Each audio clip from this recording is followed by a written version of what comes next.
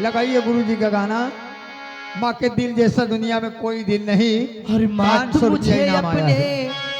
आंचल में छुपा ले और गले से लगा ले और मेरा कोई नहीं।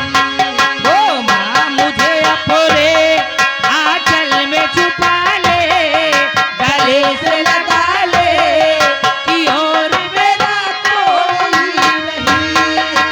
माँ मुझे अपने आंचल में छुपा ले, गले से लगा ले कि और मेरा कोई नहीं।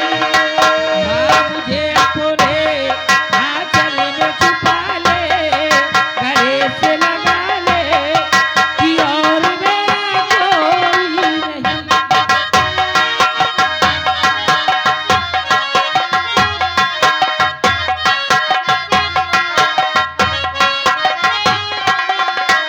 हेलो, एक मिनट भैया, देखिए व्यवहार है घर मालिक का साहब का। हेलो ओ हेलो माँ मुझे हेलो, हरी अमृत के धार के हो अरे के तनो पियाई को माई बिना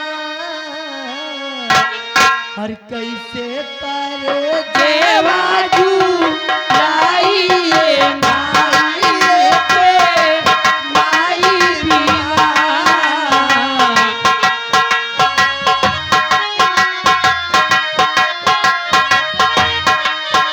ओ अमृत के धार के हो के तनो पियाई को माई बिना कैसे करे जावा जो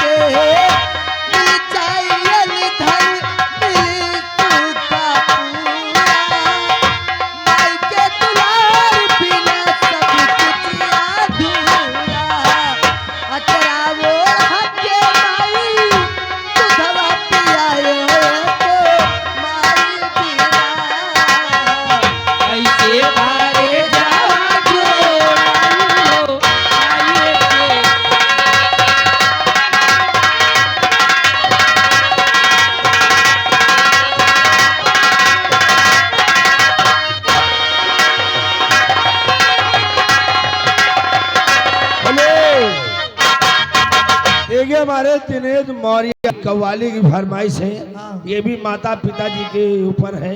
हाँ तो भैया, आइए बैठ कर मैं गिराया जाए, मैं गिरा दिया जाए। आराम से बैठ कर हेलो, कव्वाली पूरी होना चाहिए। ये आगे पुत्तीलाल मौर्य भिकाई प्रधान जी, ये भैया जी की तरफ से 100 रुपये इनाम आया है।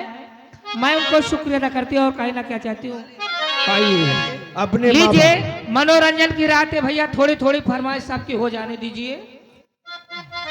तो जुमे का वक्त था, जुमे का वक्त था यारो, दोपहरी ढलती थी, हुसैन प्यासे थे, गर्दन पे चूरी चलती थी।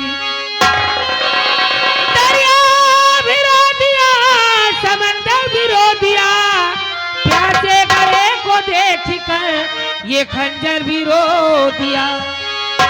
प्रधान जी गौर फरमाइए, कहना चाहे वो अपनी जन्नत को खुदा के लिए दो जख्म बना, अपनी जन्नत को खुदा के लिए दो।